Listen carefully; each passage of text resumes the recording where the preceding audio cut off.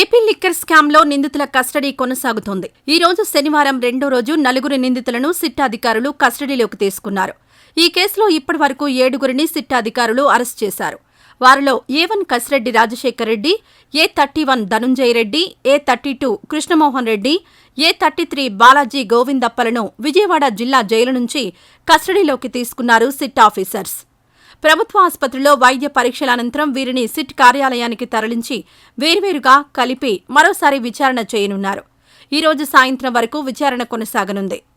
నిన్న శుక్రవారం తొలి రోజు 8 గంటల పాటు లిక్కర్ కేసు నిందితులను సిట్ ప్రశ్నించింది. నిందితులకు సిట్ అధికారులు దాదాపు 100 ప్రశ్నలు వేసి సమాచారం రాబట్టినట్లు తెలుస్తోంది.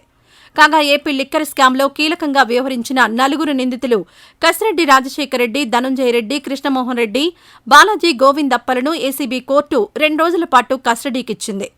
నిన్న ఈ రోజు కస్టడీ విచారణ కొనసాగనుంది. నిన్న ఉదయం 8 గంటలకు కస్టడీలోకి తీసుకున్న సిట్ అధికారులు సాయంత్రం 6 గంటల వరకు విచారించారు. దాదాపు 100 ప్రశ్నలు సంధించిన సిట్ ప్రధానంగా పాలసీ రూపకల్పన, అమలు విధానం వరకు ఎవరెవరు ఏ విధంగా ఆదేశాలు జారీ చేశారు, ఎవరి ఆదేశాలను పాటించారనే అంశాలపై, అలాగే ప్రతి నెల వచ్చే మామూళ్లను ఏ రూపంలో ఎవరెవరి ద్వారా ఇతర ప్రాంతాలకు మళ్లించారనే అంశాలపై ఆధారాలను సేకరించి మరీ నిందితులను ప్రశ్నించారు సిట్ అధికారులు.